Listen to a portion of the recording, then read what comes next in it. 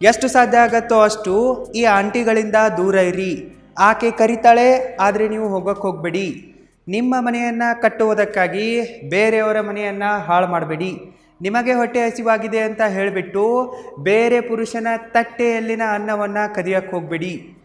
ನಾನು ಮಾಡಿದ things to know before marriage video ಸಿರೀಸ್ನ ಕೆಳಗಡೆ ಬಹಳಷ್ಟು ಜನ ಮದುವೆಯಾಗದ ಪುರುಷರು, ಸರ್ ಮ್ಯಾರಿಡ್ ವುಮನ್ಗಳೊಂದಿಗೆ ಅಫೇರ್ ಇಟ್ಕೊಳ್ಳೋದು ಸರಿನಾ ಅಥವಾ ತಪ್ಪಾ? ನಮ್ಮ ಫಿಸಿಕಲ್ ನೀಡ್ಸ್ಗಳನ್ನು ಫುಲ್ಫಿಲ್ ಮಾಡಿಕೊಳ್ಳುವುದಕ್ಕಾಗಿ, ಎಮೋಷ್ನಲ್ ಸಪೋರ್ಟ್ಗಾಗಿ ಅವರೊಂದಿಗೆ ರಿಲೇಷನ್ಶಿಪ್ಪನ್ನು ಇಟ್ಕೊಳ್ಳೋದು ಸೇಫ್ ಆಗಿದೆನಾ ಅಥವಾ ಇಲ್ವಾ ಅಂತೆಲ್ಲ ಸಿಕ್ಕಾಪಟ್ಟೆ ಪ್ರಶ್ನೆಗಳನ್ನು ಕೇಳಿದ್ದಾರೆ. ಅದಕ್ಕಾಗಿಯೇ ನಾನು ಈ ವಿಡಿಯೋದಲ್ಲಿ ಈ ವಿಷಯದ ಮೇಲೆ ಕ್ಲಾರಿಟಿಯನ್ನು ಕೊಡ್ತಾ ಇರುವೆ. ಒಬ್ಬ ಮೆಂಟರ್ ಆಗಿ ಯುವ ಜನಾಂಗಕ್ಕೆ ಸರಿಯಾದ ಮಾರ್ಗದರ್ಶನವನ್ನು ಕೊಡೋದು ನನ್ನ ಕರ್ತವ್ಯವಾಗಿದೆ. ನಾನು ಅದನ್ನು ಯಾವುದೇ ಮುಚ್ಚುಮರೆ ಇಲ್ಲದೆ ಮಾಡುವೆ. ನಿಮಗೇನನ್ಸುತ್ತೆ? ನಿಮ್ಮ ಫಿಸಿಕಲ್ ನೀಡ್ಸ್ಗಳನ್ನ ಫುಲ್ಫಿಲ್ ಮಾಡಿಕೊಳ್ಳುವುದಕ್ಕಾಗಿ ಅಥವಾ ಎಮೋಷ್ನಲ್ ನೀಡ್ಸ್ಗಳಿಗಾಗಿ ಈ ಮದುವೆಯಾಗಿರುವ ಮಹಿಳೆಯರೊಂದಿಗೆ ಅಫೇರ್ ಬೆಳೆಸೋದು ಸರಿ ಅನಿಸುತ್ತಾ ತಪ್ಪು ಅನಿಸುತ್ತಾ? ಕೆಲವೊಂದಿಷ್ಟು ಜನ ಪುರುಷರು ಕಮೆಂಟ್ ಮಾಡಿದ್ದಾರೆ, ಸರ್ ಅವರಾಗೆ ಕರೀತಾ ಇದ್ದಾರೆ, ಅವರಾಗಿ ಫ್ರೀ ಚಾನ್ಸ್ ಕೊಡ್ತಾ ಇದ್ದಾರೆ ಅಂತಂದಾಗ ನಾವು ಹೋಗೋದ್ರಲ್ಲಿ ತಪ್ಪೇನಿದೆ, ಇದು ಸರಿ ತಾನೇ ಅಂತಲೂ ಕಮೆಂಟ್ ಮಾಡಿದ್ದಾರೆ. ನಿಮಗೇನು ಅನಿಸುತ್ತೆ ಅನ್ನೋದನ್ನು ಹಾನೆಸ್ಟಾಗಿ ಕಮೆಂಟ್ ಮಾಡಿ, ನಾನು ನನ್ನ ಕ್ಲಾರಿಫಿಕೇಷನನ್ನು ನಿಮಗೆ ಕೊಡುವೆ. ಅಕ್ರಮ ಸಂಬಂಧ ಅಪರಾಧವಲ್ಲ ಅಂಥೇಳಿ ನಮ್ಮ ಸುಪ್ರೀಂ ಕೋರ್ಟ್ ಹೇಳಿದೆ. ಆದರೂ ಕೂಡ ನೀವು ತುಂಬಾ ಯೋಚನೆ ಮಾಡಿ ಹುಷಾರಾಗಿ ಹೆಜ್ಜೆ ಇಡಬೇಕು. ಇಲ್ಲಪ್ಪ ಅಂತಂದರೆ ನೀವು ನಿಮ್ಮ ಲೈಫನ್ನು ಕೂಡ ಹಾಳು ಮಾಡ್ಕೊತೀರ. ಜೊತೆಗೆ ನೀವು ಯಾವ ಮಹಿಳೆಯೊಂದಿಗೆ ಅಕ್ರಮ ಸಂಬಂಧ ಹೊಂದೋಕ್ಕೆ ಹೋಗ್ತಿರೋ ಅವಳ ಜೀವನವನ್ನು ಕೂಡ ಹಾಳು ಮಾಡ್ಕೊತೀರ. ಇದು ನಿಮಗೂ ರಿಸ್ಕ್ ಇದೆ ಮತ್ತು ಅವಳಿಗೂ ಕೂಡ ರಿಸ್ಕ್ ಇದೆ. ಇದನ್ನು ನೀವು ಅರ್ಥ ಮಾಡ್ಕೋಬೇಕು. ನಾನು ನಿಮ್ಮ ಎಮೋಷನ್ಸ್ಗಳನ್ನು ಮತ್ತು ನಿಮ್ಮ ಸಿಚುವೇಶನನ್ನು ಅರ್ಥ ಮಾಡಿಕೊಳ್ಳಬಲ್ಲೆ. ಮನುಷ್ಯರಿಗೆ ತಿನ್ನೋಕ್ಕೆ ಅನ್ನ, ಕುಡಿಯೋಕ್ಕೆ ನೀರು ಮತ್ತು ಉಸಿರಾಡೋಕ್ಕೆ ಗಾಳಿ, ಇರಕ್ಕೆ ಮನೆ, ನಿದ್ರೆಯ ಜೊತೆಗೆ ಸೆಕ್ಸ್ ಕೂಡ ತುಂಬಾ ಇಂಪಾರ್ಟೆಂಟ್ ಆಗಿದೆ. ಇದರಲ್ಲಿ ನಾಚುವಂಥದ್ದೇನಿಲ್ಲ. ಇದು ಮನುಷ್ಯನ ಮೂಲಭೂತ ಅವಶ್ಯಕತೆಗಳಲ್ಲಿ ಒಂದಾಗಿದೆ. ಬರೀ ಗಂಡ್ಮಕ್ಕಳಿಗಷ್ಟೇ ಸೆಕ್ಸಿನ ಆಸೆ ಇರಲ್ಲ, ಹೆಣ್ಮಕ್ಕಳಿಗೂ ಕೂಡ ಸೆಕ್ಸಿನ ಆಸೆ ಇರುತ್ತೆ. ಅವರ ದೇಹಕ್ಕೂ ಕೂಡ ಹಸಿವಾಗಿರುತ್ತೆ. ಸೊ ನಾನು ನಿಮ್ಮ ಎಮೋಷನ್ಸ್ಗಳನ್ನು, ಸಿಚುವೇಶನನ್ನು ಅರ್ಥ ಮಾಡಿಕೊಳ್ಳಬಲ್ಲೆ. ಆದರೆ ನೀವು ಎಮೋಷ್ನಲ್ ಆಗಿ ಡಿಸಿಷನ್ ತೆಗೆದುಕೊಂಡ್ಬಿಟ್ರೆ ನೀವು ಫೂಲ್ ಆಗ್ತೀರ. ನಿಮ್ಮ ಲೈಫನ್ನು ನೀವೇ ನಿಮ್ಮ ಕೈಯಾರೆ ಹಾಳು ಮಾಡ್ಕೊತೀರ. ಅದಕ್ಕಾಗಿ ನೀವು ತುಂಬಾ ಯೋಚನೆ ಮಾಡಿ ಕ್ಯಾಲ್ಕುಲೇಟೆಡ್ ಆಗಿರುವ ರಿಸ್ಕನ್ನು ತೆಗೆದುಕೊಳ್ಬೇಕು. ನೀವು ಹಾಗೇನೆ ಜೋಶಲ್ಲಿ ರಿಸ್ಕ್ ತೆಗೆದುಕೊಂಡ್ಬಿಟ್ರೆ ನೀವೇ ಜಾಸ್ತಿ ನಷ್ಟವನ್ನು ಅನುಭವಿಸ್ತೀರಾ. ನೀವು ಒಂದು ವಿಚಾರವನ್ನು ಸರಿಯಾಗಿ ಅರ್ಥ ಮಾಡ್ಕೋಬೇಕು. ಅದೇನಪ್ಪ ಅಂತಂದರೆ, there is no zero risk relationship. ಒಂದು ರಿಲೇಷನ್ಶಿಪ್ಗೆ ನೀವು ಹೋಗ್ತಾ ಇದ್ದೀರಪ್ಪ ಅಂತಂದರೆ ಅದರಲ್ಲಿ ರಿಸ್ಕ್ ಅಂತೂ ಇದ್ದೇ ಇರುತ್ತೆ. ರಿಸ್ಕ್ ಜಾಸ್ತಿ ಆಗ್ಬೋದು, ಕಡಿಮೆ ಆಗ್ಬೋದು, ಆದರೆ ರಿಸ್ಕು 100% ಜೀರೋ ಆಗೋಕ್ಕೆ ಸಾಧ್ಯವೇ ಇಲ್ಲ. ಬೇರೆ ಬೇರೆ ಮಹಿಳೆಯರೊಂದಿಗೆ ಬೇರೆ ಬೇರೆ ಥರನಾದ ರಿಸ್ಕ್ಗಳು ಅಸೋಸಿಯೇಟೆಡ್ ಆಗಿರ್ತವೆ. ನೀವು ರಿಸ್ಕನ್ನು ಅನಲೈಸ್ ಮಾಡಿಬಿಟ್ಟೆ ಮುಂದುವರಿಯಬೇಕು. ನೀವು ಮದುವೆ ಆದರೆ ನಿಮ್ಮ ವೈಫ್ನ ಜೊತೆಗೆ ರಿಸ್ಕ್ ಕಡಿಮೆ ಇದೆ ಅಥವಾ ಜೀರೋ ರಿಸ್ಕ್ ಇದೆ ಅಂತ ನೀವು ಅನ್ಕೋಬೋದು. ಆದರೆ ರಿಯಾಲಿಟಿಯಲ್ಲಿ ಜೀರೋ ರಿಸ್ಕ್ ಇರಲ್ಲ, ಅಲ್ಲಿಯೂ ಕೂಡ ರಿಸ್ಕ್ ಇರುತ್ತೆ. ಇನ್ನು ನೀವು ಮದುವೆಯಾಗಿರುವ ಮಹಿಳೆಯರೊಂದಿಗೆ ರಿಲೇಷನ್ಶಿಪ್ಪನ್ನು ಬೆಳೆಸೋಕ್ಕೆ ಹೋದರೆ ಅದು ಜಸ್ಟ್ ಕ್ಯಾಜುವಲ್ ರಿಲೇಷನ್ಶಿಪ್ ಇರ್ಬೋದು ಅಥವಾ ಎಮೋಷ್ನಲ್ ರಿಲೇಷನ್ಶಿಪ್ ಇರ್ಬೋದು, ಬರೀ ಕಾಲು, ಚಾಟಿಂಗು, ಡೇಟಿಂಗ್ ಇರಬಹುದು ಅಥವಾ ಫಿಸಿಕಲ್ ಇಂಟಿಮೆಸಿ ಇರಬಹುದು. ಯಾವುದೇ ಥರನಾದ ರಿಲೇಷನ್ಶಿಪ್ಪನ್ನು ನೀವು ಮ್ಯಾರಿಡ್ ವುಮನ್ನೊಂದಿಗೆ ಬೆಳೆಸೋಕ್ಕೆ ಹೋದರೆ ಅಲ್ಲಿ ಹೈ ರಿಸ್ಕ್ ಇರುತ್ತೆ. ಯಾಕಪ್ಪ ಅಂತಂದರೆ ಆಕೆ ಆಲ್ರೆಡಿ ಬೇರೆ ಪುರುಷನಿಗೆ ಕಮಿಟೆಡ್ ಆಗಿರ್ತಾಳೆ. ಸೊ ಇಲ್ಲಿ ಸಿಕ್ಕಾಪಟ್ಟೆ ರಿಸ್ಕ್ ಇರುತ್ತೆ. ಇನ್ನು ನೀವು ಮ್ಯಾರಿಡ್ ವುಮನ್ಗಳನ್ನು ಬಿಟ್ಟು ಡಿವೋರ್ಸ್ಡ್ ಆಗಿರುವ ವುಮನ್ಗಳ ಜೊತೆಗೆ ರಿಲೇಷನ್ಶಿಪ್ ಬೆಳೆಸೋಕ್ಕೆ ಹೋದರೆ ಅಲ್ಲಿ ನಿಮಗೆ ಮಾಡ್ರೇಟ್ ರಿಸ್ಕ್ ಇರುತ್ತೆ. ಇನ್ನು ಮ್ಯಾರಿಡ್ ವುಮನ್ಗಳು ಬೇಡ, ಈ ಡಿವೋರ್ಸಿಗಳು ಬೇಡ ಅಂತ ಹೇಳ್ಬಿಟ್ಟು ನೀವು ಸಿಂಗಲ್ ವುಮನ್ಗಳ ಜೊತೆಗೆ ರಿಲೇಷನ್ಶಿಪ್ ಬೆಳೆಸೋಕ್ಕೆ ಹೋದರೂ ಕೂಡ ಅಲ್ಲಿ ರಿಸ್ಕ್ ಇರುತ್ತೆ. ಇವರಿಗೆ ಕಂಪೇರ್ ಮಾಡಿದರೆ ಇಲ್ಲಿ ರಿಸ್ಕ್ ಕಡಿಮೆ ಇರುತ್ತೆ, ಆದರೆ ರಿಸ್ಕ್ ಅಂತೂ ಇದ್ದೇ ಇರುತ್ತೆ. ನೀವು ಯಾವುದೇ ಥರನಾದ ರಿಲೇಷನ್ಶಿಪ್ಪಿಗೆ ಹೋದರೂ ಕೂಡ ರಿಸ್ಕ್ ಇದ್ದೇ ಇರುತ್ತೆ. ಮತ್ತು ಮದುವೆಯಾದ ಮಹಿಳೆಯರ ಜೊತೆಗೆ ರಿಲೇಷನ್ಶಿಪ್ಗೆ ಹೋದರೆ ಜಾಸ್ತಿ ರಿಸ್ಕ್ ಇರುತ್ತೆ. ಉದಾಹರಣೆಗಾಗಿ ಮೊದಲನೇದಾಗಿ ಎಮೋಷ್ನಲ್ ರಿಸ್ಕ್ ಇರುತ್ತೆ. ನೀವಲ್ಲಿ ರಿಪೀಟೆಡ್ ಆಗಿ ನಿಮ್ಮ ಟೈಮನ್ನು ದುಡ್ಡನ್ನು, ಎಮೋಷನ್ಸ್ಗಳನ್ನು, ಅಫೆಕ್ಷನನ್ನು, ಅಟೆನ್ಷನನ್ನು, ಬಾಡಿಯನ್ನು ಶೇರ್ ಮಾಡಿದರೆ ನಿಮಗೆ ಅವಳೊಂದಿಗೆ ಅಟ್ಯಾಚ್ಮೆಂಟ್ ಬೆಳೆಯುತ್ತೆ, ಅವಳಿಗೂ ನಿಮ್ಮ ಮೇಲೆ ಅಫೆಕ್ಷನ್ನು ಅಟ್ಯಾಚ್ಮೆಂಟ್ ಹುಟ್ಟುತ್ತೆ.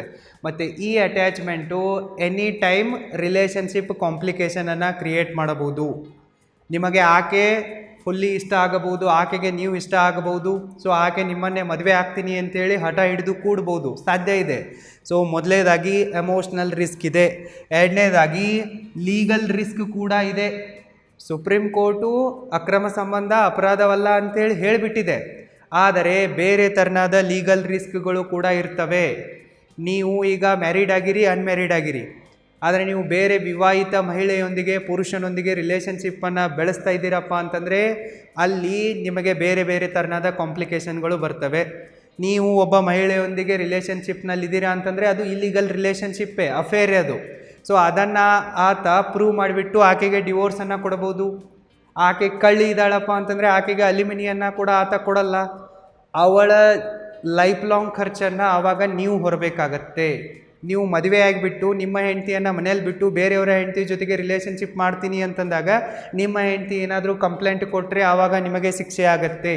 ಸೊ ಈ ಥರನಾಗಿ ಬೇರೆ ಬೇರೆ ಥರನಾದ ಲೀಗಲ್ ರಿಸ್ಕ್ಗಳು ಕೂಡ ಇರ್ತವೆ. ಇನ್ನು ರೆಪ್ಯುಟೇಷನ್ ರಿಸ್ಕ್ ಕೂಡ ಇರುತ್ತೆ. ನಿಮ್ಮ ಇಮೇಜ್ ಡ್ಯಾಮೇಜ್ ಆಗುವ ಚಾನ್ಸಸ್ ಜಾಸ್ತಿ ಇರುತ್ತೆ. ಯಾಕಪ್ಪ ಅಂತಂದರೆ ನೀವೀಗ ಇಂಟರ್ನೆಟ್ ಯುಗದಲ್ಲಿದ್ದೀರಾ. In internet you are naked. ಇಂಟರ್ನೆಟ್ನಲ್ಲಿ ಎಲ್ಲರೂ ಕೂಡ ಬೆತ್ತಲೆಯಾಗಿದ್ದಾರೆ. ಸೊ ಯಾವಾಗ ಬೇಕಾದರೂ ಕೂಡ ನಿಮ್ಮ ಇಮೇಜ್ಗಳು, ವಿಡಿಯೋಗಳು ವೈರಲ್ ಆಗಬಹುದು ಮತ್ತು ನಿಮ್ಮ ಇಮೇಜ್ ಡ್ಯಾಮೇಜ್ ಆಗಬಹುದು. ಇನ್ನು ಪರ್ಸ್ನಲ್ ಸೇಫ್ಟಿ ರಿಸ್ಕ್ ಕೂಡ ಇರುತ್ತೆ. ನೀವು ಬೇರೆಯವರ ಹೆಂಡತಿ ಜೊತೆಗೆ ರಿಲೇಷನ್ಶಿಪ್ನಲ್ಲಿದ್ದೀರಾ, ಅಲ್ಲಿ ಹೋಗಿದ್ದೀರಾ ಮಲ್ಗಕ್ಕಂತಂದರೆ ಅವರ ಮನೆಯವರಿಗೆ, ಅವಳ ಗಂಡನಿಗೆ ಇದು ಗೊತ್ತಾಯ್ತಪ್ಪ ಅಂತಂದರೆ ನಿಮ್ಮನ್ನು ಅವರು ಹಾಕೊಂಡು ಜಡಿತಾರೆ. ನಿಮ್ಮ ಮರ್ಡರ್ ಆಗೋ ಚಾನ್ಸಸ್ ಕೂಡ ಇರುತ್ತೆ. ನಿಮ್ಮ ಜೀವವೇ ಹೋಗಿಬಿಡುತ್ತೆ ಕ್ಷಣಿಕ ಸುಖಕ್ಕಾಗಿ. ಇನ್ನು ನೆಕ್ಸ್ಟು ಹೆಲ್ತ್ ರಿಸ್ಕ್ಗಳು ಕೂಡ ಇರ್ತವೆ. ನೀವು ಮದುವೆಯಾಗಿರುವ ಮಹಿಳೆಯೊಂದಿಗೆ ರಿಲೇಷನ್ಶಿಪ್ ಬೆಳೆಸೋಕೆ ಹೋಗಿದ್ದೀರಪ್ಪ ಅಂತಂದರೆ ಅವಳಿಗೆ STD ಇರಲ್ಲ, ಏಡ್ಸ್ ಇರಲ್ಲ, ಬೇರೆ ಯಾವುದೇ ಇನ್ಫೆಕ್ಷನ್ ಇರಲ್ಲ ಅನ್ನೋದಕ್ಕೆ ಯಾವುದೇ ಗ್ಯಾರಂಟಿ ಇಲ್ಲ. ಇದನ್ನು ಅರ್ಥ ಮಾಡ್ಕೊಳ್ಳಿ. ಹೆಲ್ತ್ ರಿಸ್ಕ್ಗಳು ಕೂಡ ಜಾಸ್ತಿ ಇರ್ತವೆ. ನೀವು ರೋಗಗಳನ್ನು ಕೂಡ ಅಂಟಿಸ್ಬೋದು. ಇನ್ನು ನೆಕ್ಸ್ಟ್ ರಿಸ್ಕ್ ಏನಪ್ಪ ಅಂತಂದರೆ ಫ್ಯಾಮಿಲಿ ಕಾನ್ಫ್ಲಿಕ್ಟ್ ರಿಸ್ಕ್. ಸೊ ನೀವು ಅವಳೊಂದಿಗೆ ರಿಲೇಷನ್ಶಿಪ್ನಲ್ಲಿದ್ದಾಗ ನಿಮ್ಮ ಮನೆಯವ್ರಿಗೆ ಗೊತ್ತಾದರೆ ನಿಮ್ಮ ಮನೆಯವರ ಜೊತೆಗೆ ಕೂಡ ನಿಮ್ಮ ಸಂಬಂಧ ಕೆಡತ್ತೆ.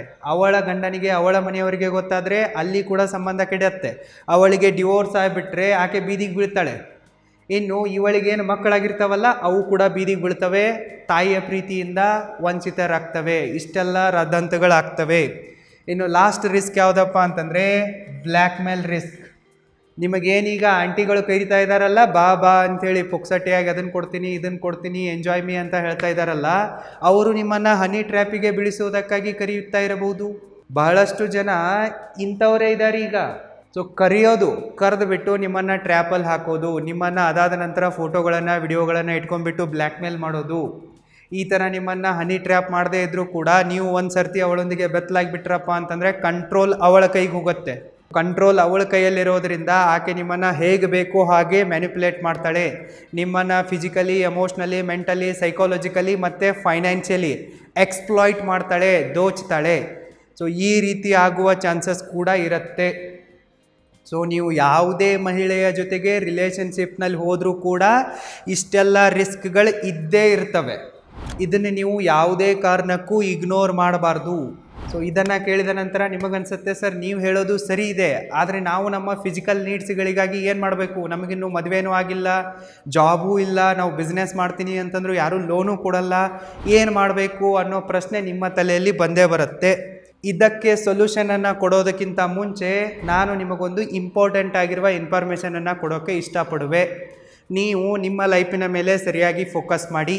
ಎಲ್ಲಿ ತನಕ ನೀವು ಫೈನಾನ್ಷಿಯಲ್ ಫ್ರೀಡಮನ್ನು ಅಚೀವ್ ಮಾಡಲ್ವೋ, ಟೈಮ್ ಫ್ರೀಡಮನ್ನು ಅಚೀವ್ ಮಾಡಲ್ವೋ, ಅಲ್ಲಿ ತನಕ ನಿಮ್ಮ ತಲೆಯಿಂದ ಮಹಿಳೆಯರನ್ನು, ಹುಡುಗಿಯರನ್ನು ಡಿಲೀಟ್ ಮಾಡಿಬಿಡಿ. ಎಲ್ಲಿ ತನಕ ನಿಮ್ಮ ಹತ್ರ ಫಿನಾನ್ಷಿಯಲ್ ಸ್ಟೆಬಿಲಿಟಿ ಬರಲ್ವೋ ಅಲ್ಲಿ ತನಕ ಹೆಂಗಸರ ಬಗ್ಗೆ ಯೋಚನೆ ಮಾಡೋಕ್ಕೆ ಹೋಗ್ಬಿಡಿ. ಮೊದಲು ನೀವು ನಿಮ್ಮ ಟೈಮನ್ನು, ದುಡ್ಡನ್ನು ಸರಿಯಾಗಿ ಮ್ಯಾನೇಜ್ ಮಾಡಿ, ಟೈಮ್ ಫ್ರೀಡಮನ್ನು, ಫಿನಾನ್ಷಿಯಲ್ ಫ್ರೀಡಮನ್ನು ಅಚೀವ್ ಮಾಡಿ. ಅದಾದ ನಂತರ ಹೆಣ್ಮಕ್ಕಳ ವಿಚಾರದ ಬಗ್ಗೆ ಯೋಚನೆ ಮಾಡಿ, ಅಲ್ಲಿ ತನಕ ಯೋಚನೆ ಮಾಡೋಕ್ಕೆ ಹೋಗ್ಬಿಡಿ. ಒಂದು ವೇಳೆ ನಿಮಗೆ ಟೈಮ್ ಫ್ರೀಡಮನ್ನು ಮತ್ತು ಫಿನಾನ್ಷಿಯಲ್ ಫ್ರೀಡಮನ್ನು ಅಚೀವ್ ಮಾಡುವ ಆಸೆ ಇದ್ದರೆ ಈಗಲೇ ನೀವು roaringbusinesschool.comಗೆ ವಿಸಿಟ್ ಮಾಡಿ ಮತ್ತು ನಮ್ಮ ಆನ್ಲೈನ್ ಅಲ್ಟಿಮೇಟ್ ಟೈಮ್ ಮ್ಯಾನೇಜ್ಮೆಂಟ್ ಕೋರ್ಸಿಗೆ ಮತ್ತು ಮನಿ ಮ್ಯಾನೇಜ್ಮೆಂಟ್ ಕೋರ್ಸಿಗೆ ಎನ್ರೋಲ್ ಆಗಿ. ಲಿಂಕ್ ವಿಡಿಯೋದ ಡಿಸ್ಕ್ರಿಪ್ಷನ್ ಬಾಕ್ಸಲ್ಲಿದೆ, ಚೆಕ್ ಮಾಡಿ. ಯಾವಾಗ ನಿಮಗೆ ಟೈಮ್ ಫ್ರೀಡಮ್ಮು ಮತ್ತು ಫೈನಾನ್ಷಿಯಲ್ ಫ್ರೀಡಮ್ ಸಿಗತ್ತೋ ಆವಾಗ ನೀವು ಒಬ್ಬ ಹೈ ವ್ಯಾಲ್ಯೂ ಮ್ಯಾನ್ ಆಗಿರ್ತೀರ, ಚೀಪ್ ಮ್ಯಾನ್ ಆಗಿರಲ್ಲ. ನೀವು ನೀಚ ವ್ಯಕ್ತಿ ಆಗಬಾರ್ದು. ನಿಮ್ಮ ಮನೆ ಕಟ್ಟೋದಿದೆ ಅಂಥೇಳಿ ಬೇರೆಯವರ ಮನೆಯನ್ನು ಹಾಳು ಮಾಡಬಾರ್ದು.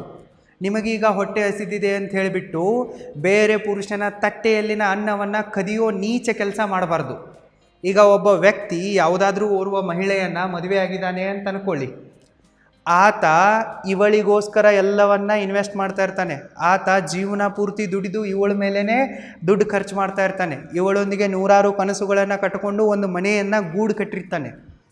ಸೊ ನೀವು ಹೋಗಿಬಿಟ್ಟು ಅವನ ಹೆಣ್ಣನ್ನು ಹೈಜಾಕ್ ಮಾಡಿದರೆ, ಅವಳ ಸೆರಗಿಗೆ ಕೈ ಹಾಕಿದರೆ, ನಿಮ್ಮಂಥ ನೀಚ ವ್ಯಕ್ತಿ ಈ ಜಗತ್ತಿನಲ್ಲಿ ಯಾರೂ ಇರೋಕ್ಕೆ ಸಾಧ್ಯನೇ ಇಲ್ಲ. ನೀವು ಅವನಿಗೆ ಮೋಸ ಮಾಡ್ತಾ ಇದ್ದೀರಾ, ಅವಳಿಗೂ ಕೂಡ ನೀವು ಮಿಸ್ಗೈಡ್ ಮಾಡ್ತಾ ಇದ್ದೀರಾ, ಮತ್ತು ನಿಮಗೆ ನೀವೇ ಮೋಸವನ್ನು ಮಾಡ್ಕೊಳ್ತಾ ಇದ್ದೀರಾ. ಸೊ ಅದಕ್ಕಾಗಿ ನಿಮ್ಮ ಫಿಸಿಕಲ್ ನೀಡ್ಸ್ಗಳನ್ನ ಫುಲ್ಫಿಲ್ ಮಾಡುವುದಕ್ಕಾಗಿ, ಎಮೋಷ್ನಲ್ ನೀಡ್ಸ್ಗಳನ್ನ ಫುಲ್ಫಿಲ್ ಮಾಡಿಕೊಳ್ಳೋದಕ್ಕಾಗಿ ಹೋಗಿಬಿಟ್ಟು ನೀವು ನಿಮ್ಮ ಗೋಲ್ಡನ್ ಲೈಫನ್ನು ಹಾಳು ಮಾಡ್ಕೋಬಾರ್ದು. ನೀವು ಪುರುಷೋತ್ತಮನಾಗಬೇಕು. ಹೈ ವ್ಯಾಲ್ಯೂ ಮ್ಯಾನ್ ಆಗಿ ನೀವು ಡಿಸಿಷನನ್ನು ತೆಗೆದುಕೊಳ್ಬೇಕು. ನೀವೇನು ಮಾಡಬೇಕು, ವೈಸ್ ಆಗಿ ರಿಲೇಷನ್ಶಿಪ್ಪನ್ನು ಚೂಸ್ ಮಾಡಬೇಕು. ನೋಡಿ, ನೀವೀಗ ಫಿನಾನ್ಷಿಯಲಿ ಇಂಡಿಪೆಂಡೆಂಟ್ ಆಗಿರ್ತೀರ, ಸ್ಟೇಬಲ್ ಆಗಿರ್ತೀರ. ಸೊ ಹೀಗಿರುವಾಗ ನೀವು ಸೀದಾ ಒಂದು ಲಾಂಗ್ ಟರ್ಮ್ ಸುಖಕ್ಕಾಗಿ ಏಮ್ ಇಟ್ಕೋಬೇಕು, ಸರಿನಾ? ಮದುವೆ ಆಗೋಕ್ಕೆ ಹೋಗಬೇಕು. ಇಲ್ಲ ನಿಮಗೆ ಮದುವೆ ಆಗೋಕ್ಕೆ ಹೆಣ್ಣು ಸಿಗ್ತಾ ಇಲ್ಲ, ನೀವಿನ್ನೂ ರಿಲೇಷನ್ಶಿಪ್ಗಳನ್ನ ಎಕ್ಸ್ಪ್ಲೋರ್ ಮಾಡ್ತಾ ಇದ್ದೀರಪ್ಪ ಅಂತಂದರೆ ನೀವೇನು ಚೂಸ್ ಮಾಡ್ಕೋಬೇಕಪ್ಪ ಅಂತಂದರೆ ಸಿಂಗಲ್ ವುಮನನ್ನು ಚೂಸ್ ಮಾಡ್ಕೋಬೇಕು. ನಿಮಗೆ ಮದುವೆ ಆಗಿಲ್ಲ, ನೀವು ಸಿಂಗಲ್ ಆಗಿದ್ದೀರಪ್ಪ ಅಂತಂದರೆ ನೀವು ಸಿಂಗಲ್ ಆಗಿರುವ ಹುಡುಗಿಯರ ಜೊತೆಗೇ ಅಫೇರ್ ಬೆಳೆಸೋಕ್ಕೆ, ರಿಲೇಷನ್ಶಿಪ್ಪನ್ನು ಸ್ಟಾರ್ಟ್ ಮಾಡೋದಕ್ಕೆ ಟ್ರೈ ಮಾಡಬೇಕು. ಯಾಕಪ್ಪ ಅಂತಂದರೆ ಸಿಂಗಲ್ ಆಗಿರುವ ಮಹಿಳೆಯರೊಂದಿಗೆ ಕಡಿಮೆ ರಿಸ್ಕ್ ಇರುತ್ತೆ. ಸೊ ನೀವು ಅವರೊಂದಿಗೆ ರಿಲೇಷನ್ಶಿಪ್ಪನ್ನು ಬೆಳೆಸುವಾಗಲೂ ಕೂಡ ಕ್ಲಿಯರ್ ಆಗಿರುವ ಕನ್ಸೆಂಟ್ ಇರಬೇಕು ಮತ್ತು ಕಮಿಟ್ಮೆಂಟ್ ಇರಬೇಕು. ನೀವು ಅವರೊಂದಿಗೆ ಎಮೋಷ್ನಲ್ ಆಗಿ ಆದರೂ ರಿಲೇಷನ್ಶಿಪ್ ಬೆಳೆಸಿ, ಇಲ್ಲವೇ ಫಿಸಿಕಲ್ ಆಗಿಯೂ ರಿಲೇಷನ್ಶಿಪ್ ಬೆಳೆಸಿ. ಅಲ್ಲಿ ಕನ್ಸೆಂಟು ಕೂಡ ಕ್ಲಿಯರ್ ಆಗಿರಬೇಕು ಮತ್ತು ಕಮಿಟ್ಮೆಂಟು ಕೂಡ ಕ್ಲಿಯರ್ ಆಗಿರಬೇಕು. ನೀವು ಇವಳನ್ನು ಪ್ರೀತಿಸ್ತಾ ಇದ್ದೀರಾ, ಮದುವೆ ಆಗೋರಿದ್ದೀರಾ ಅಂತಂದರೆ ನೀವು ನೇರವಾಗಿ ಅದೇ ಥರ ಹೇಳಬೇಕು, ಅದಕ್ಕೆ ತಕ್ಕಂತೆ ಕಮಿಟ್ ಆಗಿರಬೇಕು. ಇಲ್ಲ ನೀವೇನೋ ಅವಳನ್ನು ಮದುವೆ ಆಗ್ತಾ ಇಲ್ಲ, ಜಸ್ಟ್ ಫಾರ್ ಫಿಸಿಕಲ್ ನೀಡ್ಸ್ಗಳಿಗಾಗಿ ಹೋಗ್ತಾ ಇದ್ದೀರಪ್ಪ ಅಂತಂದರೆ ಅವಳಿಗೆ ನೀವು ಹೇಳಿಬಿಡಬೇಕು, this is a temporary relationship. ನೀನು ಎಂಜಾಯ್ ಮಾಡು, ನಾನು ಎಂಜಾಯ್ ಮಾಡ್ತೀನಿ, ನೀನು ಮರ್ತು ಬಿಡು, ನಾನು ಮರ್ತು ಬಿಡ್ತೀನಿ. ಸೊ ಈ ಥರ ನಿಮ್ಮ ಕನ್ಸೆಂಟು ಮತ್ತು ಕಮಿಟ್ಮೆಂಟು ಕ್ಲಿಯರ್ ಆಗಿರಬೇಕು. ನೀವು ಸಿಂಗಲ್ ಆಗಿರುವಾಗ ನೀವು ಸಿಂಗಲ್ ವುಮನ್ಗಳನ್ನೇ ಚೂಸ್ ಮಾಡೋದು ಜಾಣತನವಾಗಿದೆ. ಸೊ ನಿಮಗೆ ಸಿಂಗಲ್ ವುಮನ್ಗಳು ಸಿಗ್ತಾ ಇಲ್ಲಪ್ಪ ಅಂತಂದರೆ ಆವಾಗ ನೀವು ಡಿವೋರ್ಸ್ ಆಗಿರುವ ವುಮನ್ಗಳನ್ನು ಪ್ರಿಪೇರ್ ಮಾಡಬಹುದು ಟೆಂಪ್ರವರಿ ರಿಲೇಷನ್ಶಿಪ್ಗಾಗಿ. ಯಾಕಪ್ಪ ಅಂತಂದರೆ ಇಲ್ಲಿ ಮಾಡ್ರೇಟ್ ರಿಸ್ಕ್ ಇದೆ. ಸೊ ನೀವು ಇಲ್ಲಿ ಡಿವೋರ್ಸ್ಡ್ ಆಗಿರುವ ವುಮನ್ಗಳನ್ನು ಪ್ರಿಪೇರ್ ಮಾಡಿದಾಗ ಅಲ್ಲೇನಾದರೂ ನಿಮಗೆ ರಿಲೇಷನ್ಶಿಪ್ನಲ್ಲಿ ಜಾಸ್ತಿ ವ್ಯಾಲ್ಯೂ ಸಿಗ್ತಾ ಇದೆ, ಆಕೆ ನಿಮ್ಮೊಂದಿಗೆ ಕಮಿಟೆಡ್ ಆಗಿರುವ ಸಾಧ್ಯತೆ ಇದೆ ಅಂತಂದರೆ ನೀವು ಇವಳನ್ನು ಕೂಡ ಮದುವೆ ಆಗ್ಬೋದು, ಇದರಲ್ಲಿ ಏನೂ ತಪ್ಪಿಲ್ಲ. ಎಷ್ಟೋ ಜನ ಸುಂದರವಾಗಿರುವ ಹುಡುಗಿಯರು ಶ್ರೀಮಂತನಾಗಿರುವ ಡಿವೋರ್ಸ್ಡ್ ಆಗಿರುವ ಗಂಡ್ಮಕ್ಕಳನ್ನು ಮದುವೆ ಆಗಿದ್ದಾರೆ, ನಿಮಗೆ ಗೊತ್ತಿರುತ್ತೆ. ಸೊ ಅದೇ ಥರ ನೀವು ಕೂಡ ಆಗ್ಬೋದು, ಬಾಳ್ಕೊಡ್ಬೋದು. ಬಟ್ ನನ್ನನ್ನು ಕೇಳಿದರೆ ಇದೇನು ಅಷ್ಟು ವೈಸ್ ಡಿಸಿಷನ್ ಅಲ್ಲ. ಜಸ್ಟ್ ನೀವು ರಿಲೇಷನ್ಶಿಪ್ಪನ್ನು ಪ್ರಿಪೇರ್ ಮಾಡಿ ಅಷ್ಟೇ. ಇನ್ನು ನೀವು ನೆಕ್ಸ್ಟ್ ಏನು ಮಾಡಬೇಕಪ್ಪ ಅಂತಂದರೆ ಮ್ಯಾರಿಡ್ ಆಗಿರುವ ವುಮನ್ಗಳೊಂದಿಗೆ ರಿಲೇಷನ್ಶಿಪ್ಪನ್ನು ಹೊಂದುವುದನ್ನು ಕಂಪ್ಲೀಟಾಗಿ ಅವಾಯ್ಡ್ ಮಾಡಬೇಕು. ಇದರಲ್ಲಿ ರಿಸ್ಕ್ ಜಾಸ್ತಿ ಇದೆ ಮತ್ತು ಇದು ಕಂಪ್ಲೀಟ್ಲಿ ಅನ್ಸೇಫ್ ಆಗಿದೆ. ನೀವು ಇದನ್ನು 100% ಅವಾಯ್ಡ್ ಮಾಡಿ ಒಳ್ಳೆ ಪುರುಷನಾಗಬೇಕು. ಒಬ್ಬ ನೀಚ ಥರ್ಡ್ ಕ್ಲಾಸ್ ಪುರುಷ ಅಂತ ನೀವು ಅನಿಸ್ಕೋಬಾರ್ದು. ನೀವು ಪುರುಷೋತ್ತಮನಾಗಿರಬೇಕು. ಮತ್ತು ನಿಮ್ಮ ಗೋಲ್ ಏನಾಗಿರಬೇಕಪ್ಪ ಅಂತಂದರೆ ಓರ್ವ ಹೈ ವ್ಯಾಲ್ಯೂ ವುಮನನ್ನು ಚೂಸ್ ಮಾಡೋದಾಗಿರಬೇಕು. ಅವಳನ್ನು ಮದುವೆ ಆಗಿಬಿಟ್ಟು ಅವಳೊಂದಿಗೆ ಕಮಿಟೆಡ್ ಆಗಿ ಲಾಯಲ್ ಆಗಿ ನೀವು ಸೇಫ್ ಮತ್ತು ಜೀರೋ ರಿಸ್ಕ್ ರಿಲೇಷನ್ಶಿಪ್ಪನ್ನು ಹೊಂದುವುದಾಗಿರಬೇಕು. ಸೊ ನೀವಿಲ್ಲಿ ಸಿಂಗಲ್ ವುಮನ್ಗಳನ್ನು ಚೂಸ್ ಮಾಡ್ತಾ ಇರ್ತೀರಲ್ಲ, ಅದರಲ್ಲೇ ನೀವು ನಿಮ್ಮ ಏಮನ್ನು ಇಮ್ಯಾಜಿನ್ ಮಾಡ್ಕೊಳ್ಳಿ. ನಿಮ್ಮ ಏಮ್ ಫಿಟ್ ಆಗುತ್ತಾ ಇಲ್ವಾ ಅಂತ ನೋಡ್ಕೊಳ್ಳಿ. ಏಮ್ ಫಿಟ್ ಆದರೆ ಅವಳನ್ನು ಮದುವೆಯಾಗಿ you are in the safe zone. ಏಮ್ ಫಿಟ್ ಆಗಲಿಲ್ಲಪ್ಪ ಅಂತಂದರೆ ಕ್ಲಿಯರ್ ಕನ್ಸೆಂಟು ಮತ್ತು ಕಮಿಟ್ಮೆಂಟ್ಗಳೊಂದಿಗೆ ಮಿಂಗಲ್ ಆಗ್ತಾಯಿರಿ, ಇಲ್ಲವೇ ಡಿಟ್ಯಾಚ್ ಆಗ್ತಾಯಿರಿ. ಸೊ ಈ ರೀತಿ ನೀವು ಕ್ಯಾಲ್ಕ್ಯುಲೇಟೆಡ್ ಆಗಿ ರಿಸ್ಕನ್ನು ಅನಲೈಸ್ ಮಾಡಿ ನಿಮ್ಮ ರಿಲೇಷನ್ಶಿಪ್ಗಳನ್ನ ಬೆಳೆಸಿದರೆ ನೀವು ಸೇಫ್ ಆಗಿರ್ತೀರ. ಸೊ ಇದು ನನ್ನ ಕಡೆಯಿಂದ ನಿಮಗೆ ಸಿಗ್ತಾ ಇರುವ ಒಂದು ಅಲ್ಟಿಮೇಟ್ ಕ್ಲಾರಿಟಿ ಆಗಿದೆ. ನಿಮ್ಮ ಲೈಫ್ ಇದೆ, ನೀವು ನಿಮ್ಮ ಇಷ್ಟ ಬಂದಂಗೆ ಬದುಕ್ತೀನಿ ಅಂತಂದರೆ ಮುಂದೆ ಕಷ್ಟ ಬಂದಾಗ ಅನುಭವಿಸ್ಬೇಕಾಗತ್ತೆ.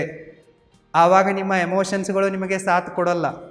ಕ್ಷಣಿಕ ಸುಖಕ್ಕಾಗಿ ನೀವು, ಸಾಸಿವೆ ಕಾಳಿನ ಸುಖಕ್ಕಾಗಿ ನೀವು ಸಾಗರದಷ್ಟು ದುಃಖವನ್ನು ಅನುಭವಿಸಕ್ಕೆ ಹೋಗ್ಬಿಡಿ. ಪುರುಷೋತ್ತಮನಾಗಿ ನೀವು ಮಧ್ಯರಾತ್ರಿ 12 ಗಂಟೆ ನಂತರವೂ ಕೂಡ ಯಾವುದೇ ಒಬ್ಬ ಮಹಿಳೆಯೊಂದಿಗಿದ್ದರೂ ಕೂಡ ಅವಳ ಮನೆಯವರು ಟೆನ್ಷನ್ ಫ್ರೀ ಆಗಿರಬೇಕು. ಆ ಥರ ನಿಮ್ಮ ಕ್ಯಾರೆಕ್ಟರ್ ಇರಬೇಕು. ಆ ಥರ ನೀವು ಹೈ ವ್ಯಾಲ್ಯೂ ಮ್ಯಾನ್ ಆಗಿ. ಐ ಹೋಪ್ ನಿಮ್ಮ ಪ್ರಶ್ನೆಗೆ ಉತ್ತರ ಸಿಕ್ಕಿದೆ ಅಂತ ಅನ್ಕೊತೀನಿ. All the best and enjoy your life safely.